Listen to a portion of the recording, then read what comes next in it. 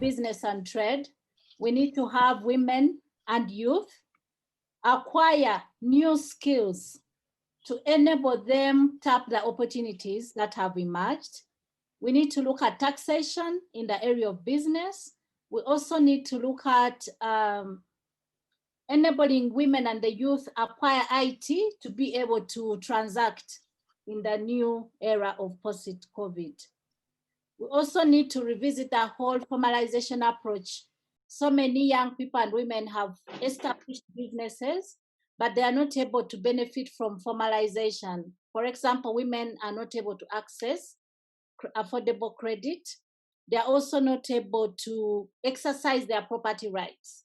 So it is important that the taxation system and that there are also incentives that enable women to take up opportunities. In the area of healthcare, education, and social protection, we need to look at issues of access to quality services. There has to be medication in hospitals, the teachers have to be available, the books have to be available, and also expanding vocational training in an innovative manner where we have school dropout and also mature people being able to gain vocational skills so that they can be employable or start their own businesses. Then we also need to look at expanding existing social protection programs and also look at the traditional social protection programs to see how we can have a hybrid or how we can improve on the same. Of course, there's been an increase in economic violence and different forms of domestic violence as well. So we need to look at targeting men to participate in interventions that address violence within the household, but also violence in the workplace. In relation to conflict resolution, we need to look at online digital conflict resolution. But when we digitalize, we need to make sure that the poor are not left behind, that they are able to access our services even when we are using the digital domains. Further, also government needs to fund legal aid because with so many conflicts coming up, people being laid off, people losing jobs, so many challenges coming up, the legal services are required, but they tend to be expensive. So government, in addition to looking at health, education, social protection, also needs to look at the whole component of access to justice and providing free legal aid to the poor people. Yes. Yeah. Thank you so much, Lillian. Honestly, it's so true. I know that a lot of ideas are coming up now, especially for everyone to go digital. But I'm really happy that you spoke to the fact of making it inclusive so that people are not left behind, because that is very true. We do not want our rural communities to be left behind. So welcome, Naomi. Please, Naomi, can you just introduce yourself before I ask you your question? Naomi, welcome. Hello, everybody. My name is Naomi Tulay-Solanke. I am the founder and executive director of Community Healthcare Initiative, an initiative that is providing healthcare social services to women and girls in slum and hard-to-reach communities in Liberia since 2014. Thank you, Naomi. So, Naomi, I would like to know, in this pandemic and post-COVID, what systems have you put in place to protect vulnerable communities in the light of the pandemic and the new realities of the post-COVID environment? Yes, Naomi. Thank you. We all know that, especially in Africa, the issue of sexual gender-based violence were already a crisis just before even COVID hit. So when we got hit with this global pandemic, most of the government, that is including the Liberian government, was putting mechanisms in place to ensure that its citizens were safe. And part of that measure that they were putting in place is to have a lockdown where they were restricting people movement, where they had curfew instead of emergency. What happened during that period? The already existing crisis that we had, the increase of sexual gender-based violence, exacerbated in a way that we saw a lot of cases of sexual gender-based violence. Imagine in Liberia, from January to March of this year, we saw over 900 cases of sexual gender-based violence. And of those cases, 90% of those reported cases were women and girls. So imagine if we start to go back to the cases that wasn't reported. So my team and myself thought it wise that with other young activists that the government needed to take more visible action so all its citizens can be safe. And we decided to create awareness, working in community, supporting community policing, but that wasn't enough. There was still reported of increase of cases. So what we did is that we were able to stage a national protest that led to a policy change, and a state of emergency was declared on sexual gender-based violence. Yet and still, we are still engaging the government so that this policy can be implemented, domesticated to the T, that every women and girls are safe. And as part of that, we also launched our sexual reproductive health and rights on wheels, where we went into communities that were hard to reach, where girls couldn't get access to their sexual reproductive health commodity. We were able to drive into those communities and distribute the commodities to them.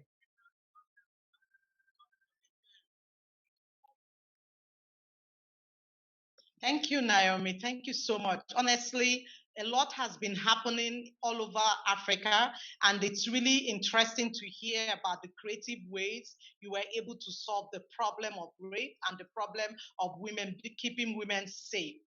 Now, Catherine, I'm coming over to you. So in light of this new normal environment, Catherine, what systems do we urgently need to put in place to strengthen African communities for the next generation of entrepreneurs and innovators to be able to scale? What do we do? Yeah, Josephine, that's a great question. And just to put in perspective, COVID-19 has had such a huge impact in all sorts of sectors, and predominantly education, health, and the economic sector. In fact, in Kenya, 1.7 million jobs have already been lost since the onset of COVID. Which is why my nonprofit has, an interest specifically in household heads who are now completely unable to support their own. And if we look across, Africa, it's youth that have been predominantly affected. And if youth have been impacted in the millions, then we know that their ability to provide and sustain not only themselves but even future generations has already been impacted in terms of the drop in poverty levels. And to answer your question, it is key to innovate in order to address some of the issues that are rising. And innovation has to do with looking at what does the community need?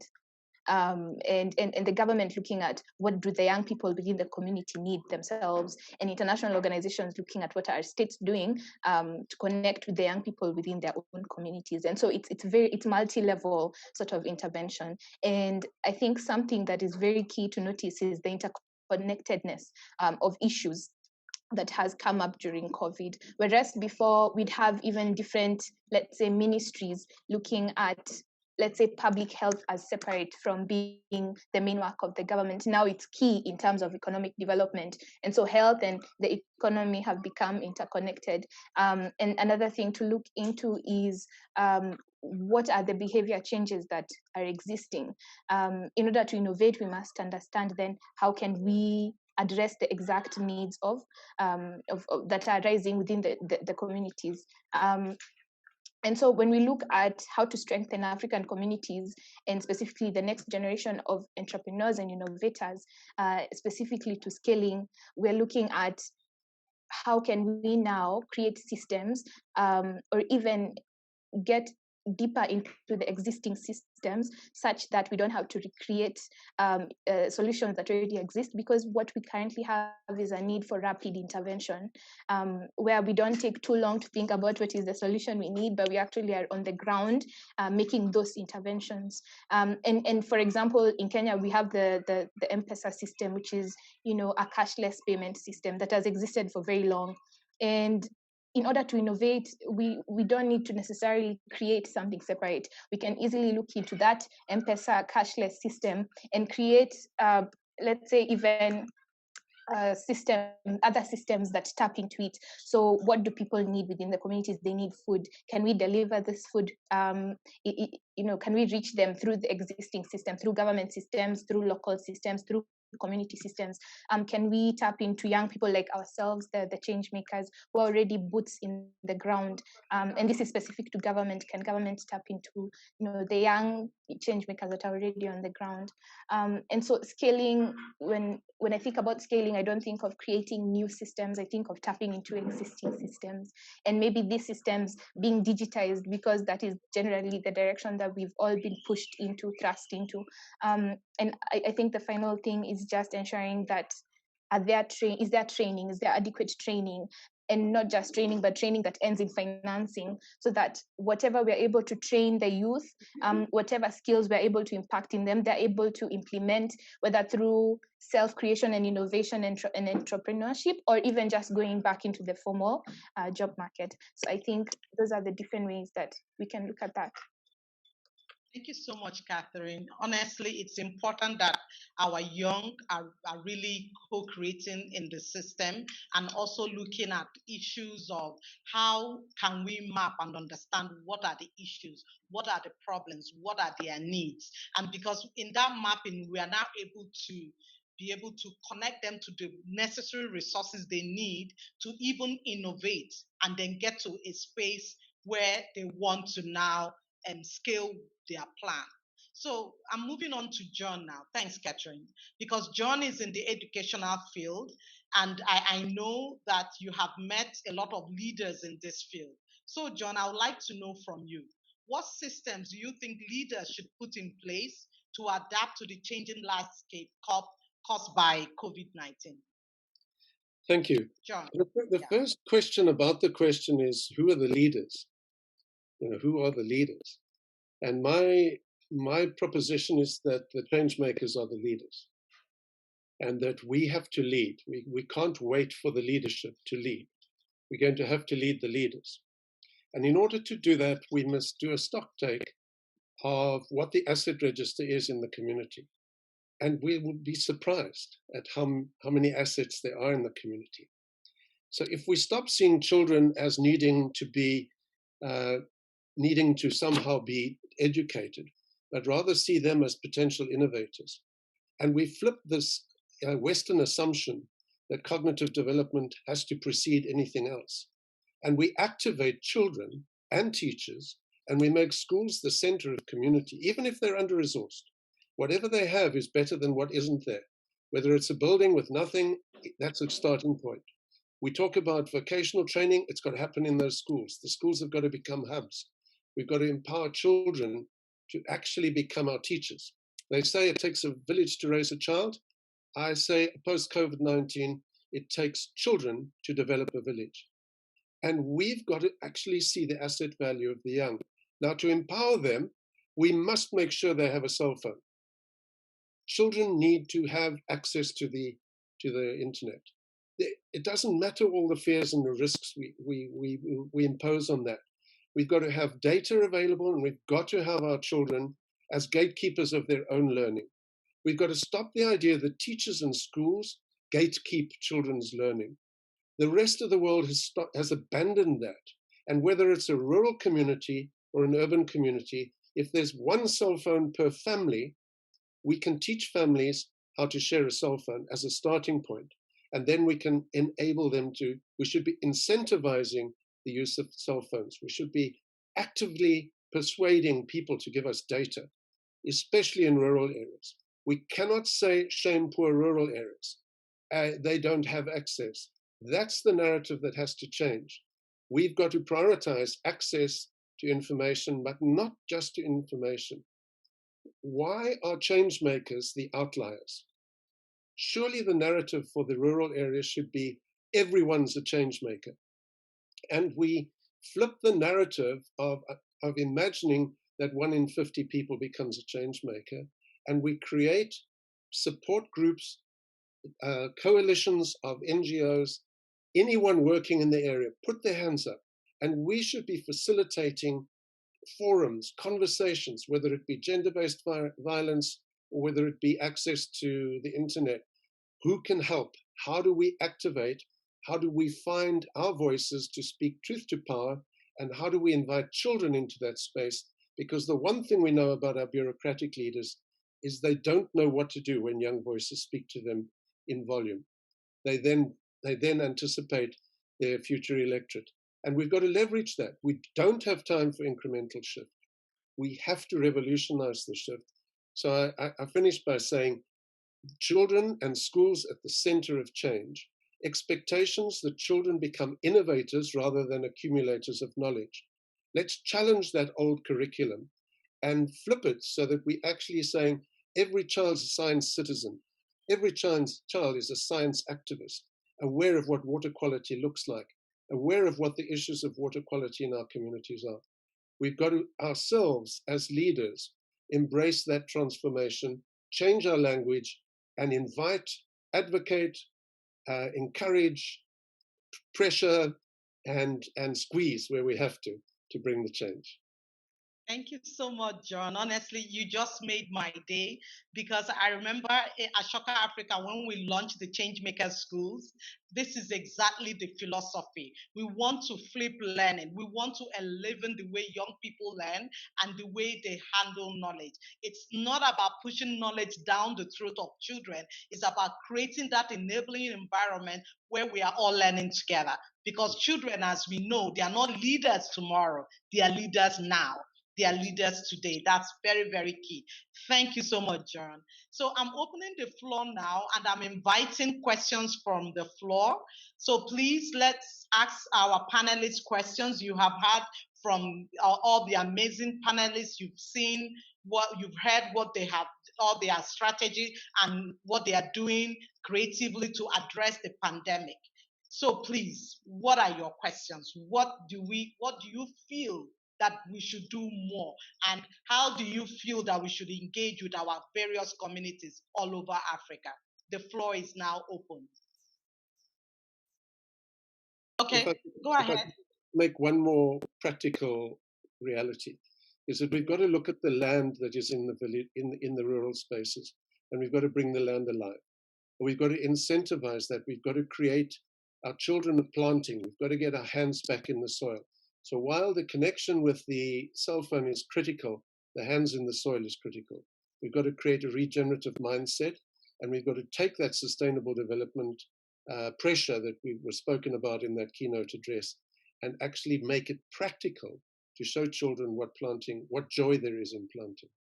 Yeah, because it's all about creating that environment where young Africans can thrive, where they have the boldness and the courage to address systemic problems, where they have the boldness and courage to innovate and share their ideas and come out with it. It's about that. That's what we are all speaking to. So please, if we have questions, can we put it across now? Or anything you feel you want to share with the panelists, please, let's have that now. So feel free and unmute yourself and join the conversation. Hello, good afternoon. Good afternoon. I'm Gondwe Martin from Zambia, northern part of Zambia. I'm a founder and the chief executive for the community disability youth-led organization. My concern, it's not really a question, but just to let you know that the Ashoka programs, you should be inclusive.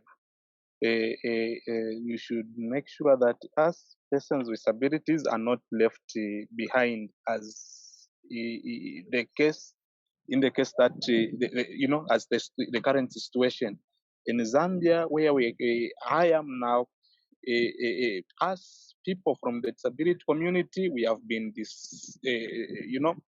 left behind. We have not been involved in such kind of important activities. So Ashoka, make sure that we are part and parcel of your activities. Your activities are inclusive. Thank you. Thank you, Martin. Thank you for bringing that up. And I'm happy to announce to you that we have a strong disability focus in Ashoka. We actually have a cohort of fellows who work in disability all over Africa. So I will get our South African office to connect with you so that you get to hear about those programs and those ideas. So we are very inclusive in Ashoka. We look at all sectors, so which disability is one of them. So I'm happy to let you know, and thank you for sharing, Martin. Thank you. The floor is still open for anyone that wants to ask questions or add to the discussion on ground, because the pandemic has really been severe all over the world. And one thing I love that has happened in Africa is the creativity that came out from entrepreneurs from different walks of life. I love that. I love the way Africans just rised up and began to think about the communities. How do we engage with them? How do we ensure they are getting information? How do we ensure that they even understand what is going on and the resources and tools that went along with it? So it's really interesting, but we would like to hear, given what the panelists have shared, what do you feel? How do you feel that we can reach our communities more? Sorry, Catherine, just to add on, this is Martin. Okay, Martin, you can go ahead. Yes, with the outbreak of COVID, it has negatively impacted us, persons with disabilities, especially in rural areas. So we had to carry out several community initiative activities. We donated several COVID-19 materials to special unit schools.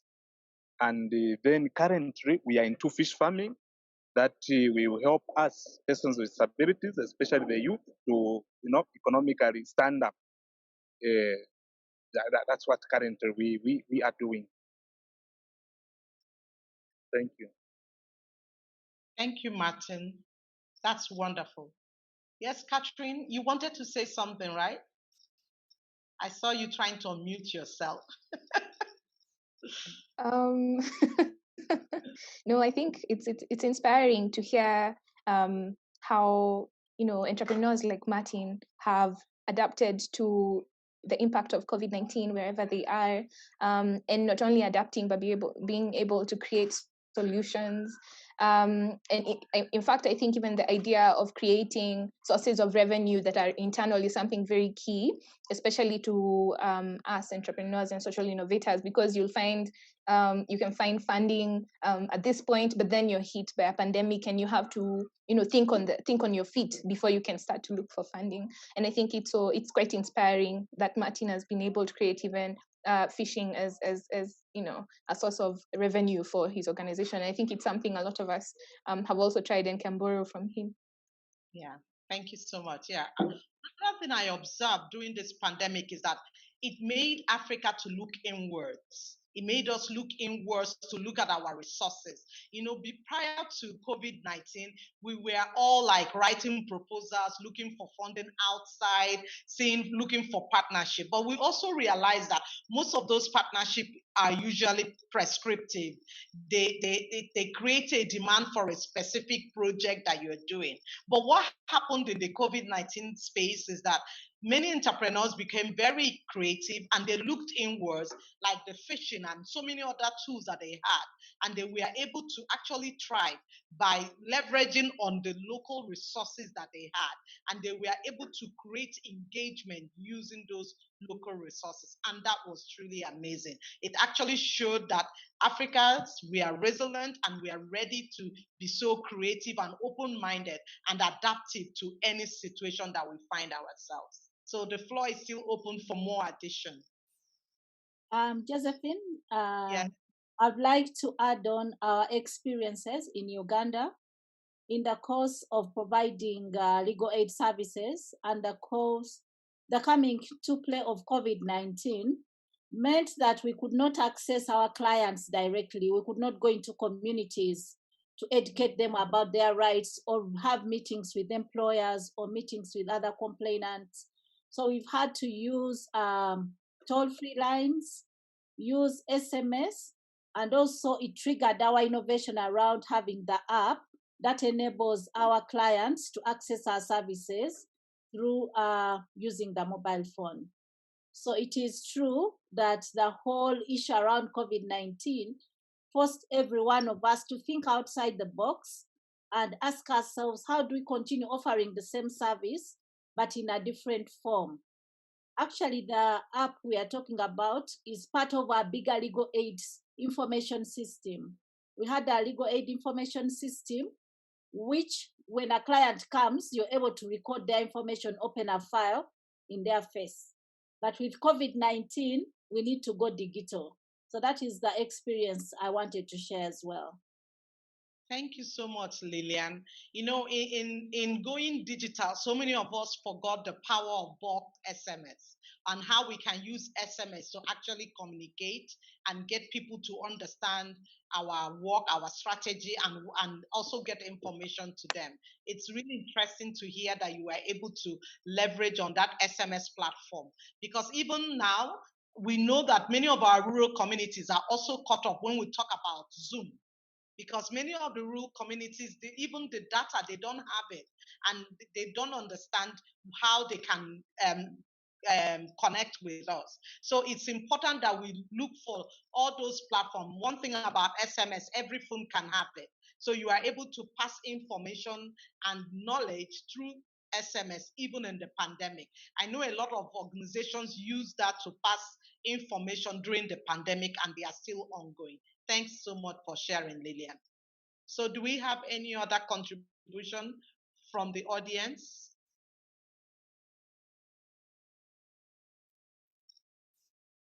Questions, contribution?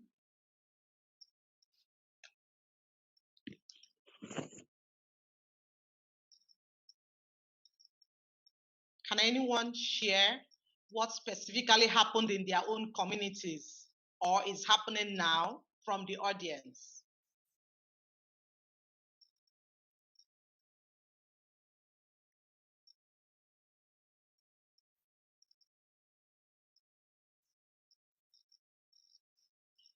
Okay. Lydia is saying that there is a need to all target the judiciary to further facilitate on access to justice through the digital ecosystem. Totally true.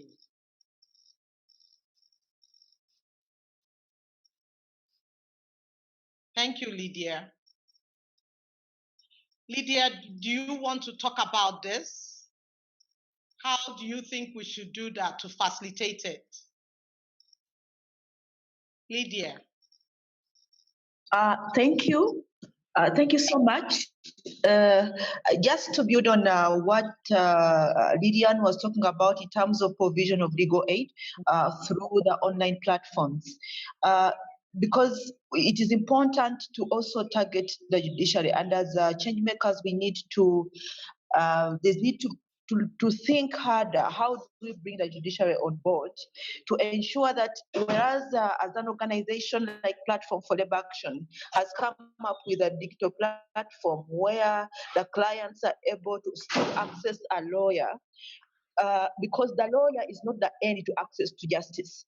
The judiciary has to also proactively be involved in this particular, the digital online system, so that then the cycle continues, that as I'm able to receive this client online, we are able to hear some of these cases, simple cases like civil matters, through the online digital system. Because what happens, for example, in Uganda, that when we went into the total lockdown period, even the judiciary closed down, and they were only hearing a few emergency cases. But we are well aware that COVID-19 increased cases like domestic violence, and I tell you, those cases were not being treated as being emergency cases, and yet they continue to affect the people's lives. So it's important that as we, the service providers, we think about the digital system on how we further it further in terms of using it to deliver, to continue interacting with the client and the person to be able to access the lawyer.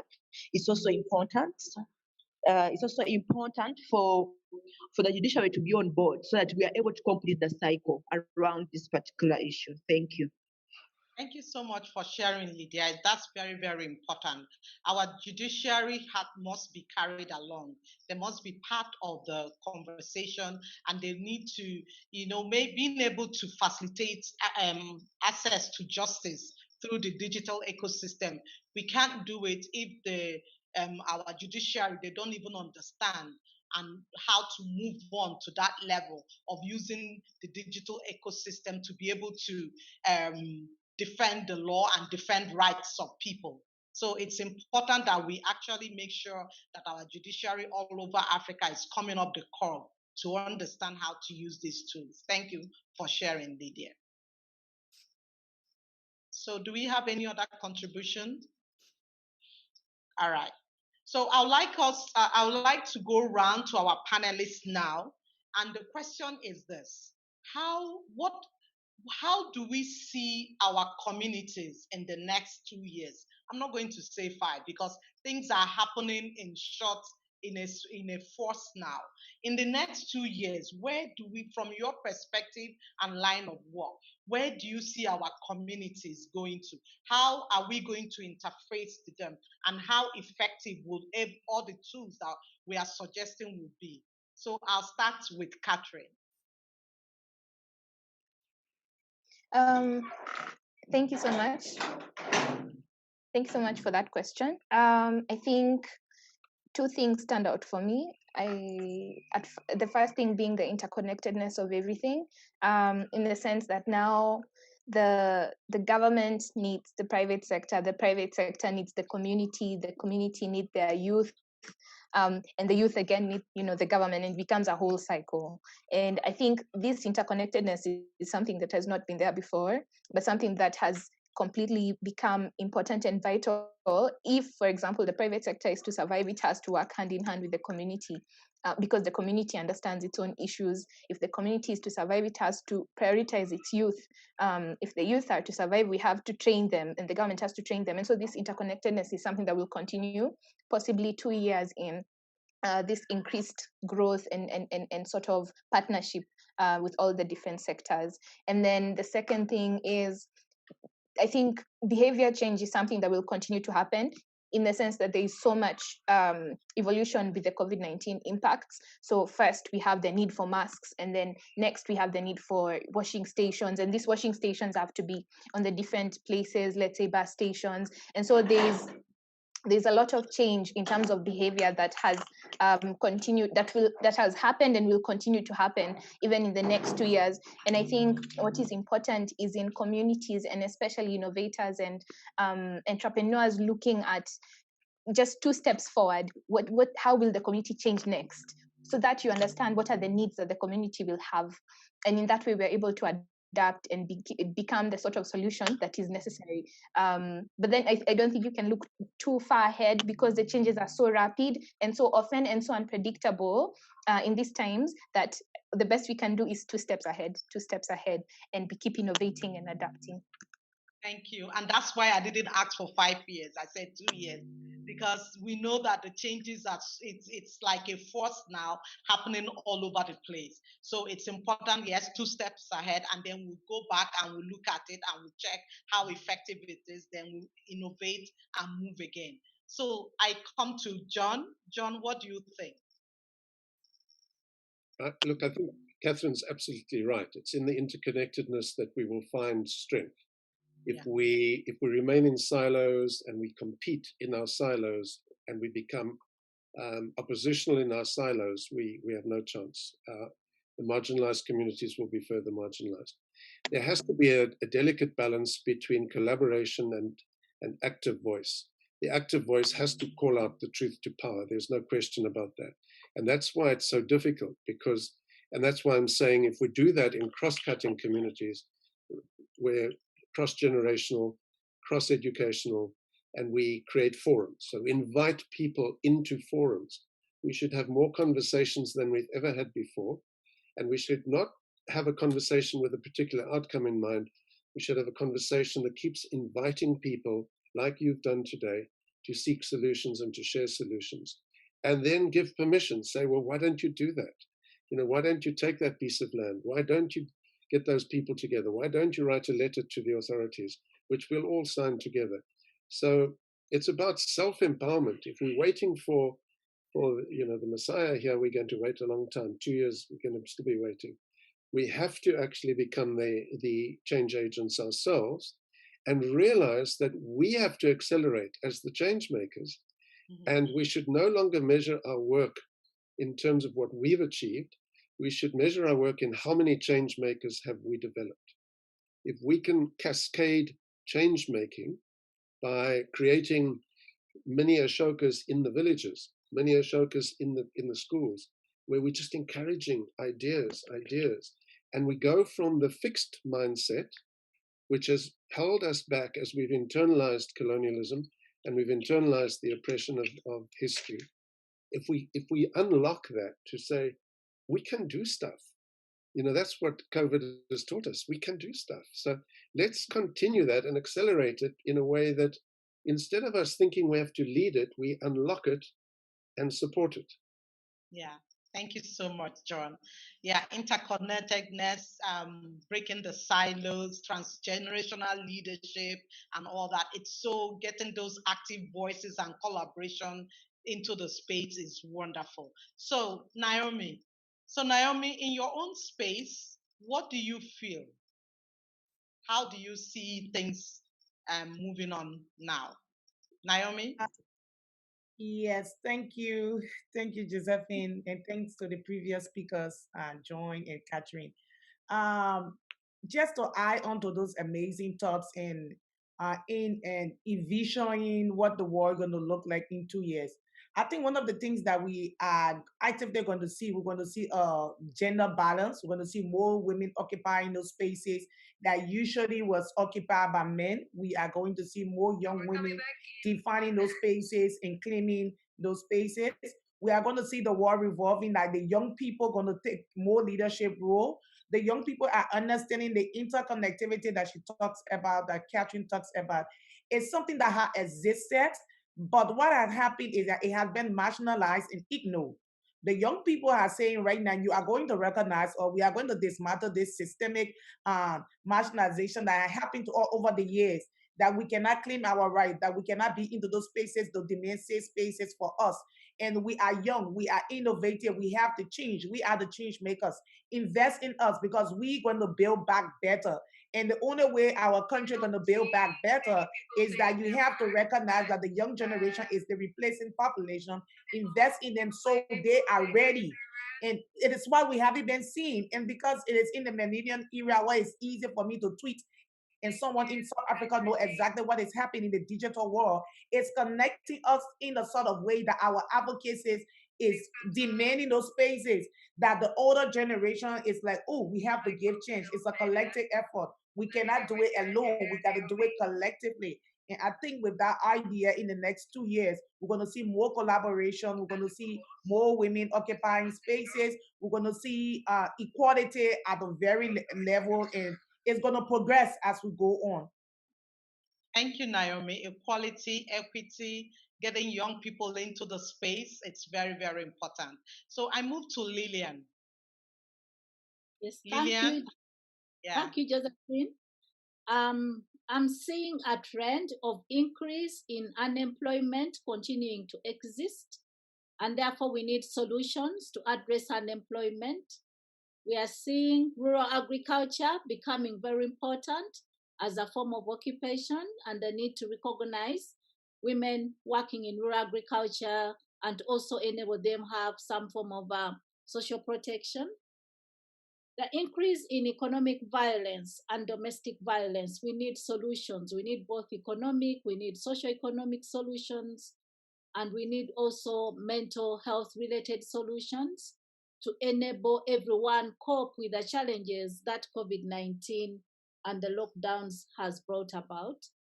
We're also seeing increase in digitalization, doing business using digital platforms, communication using digital platforms.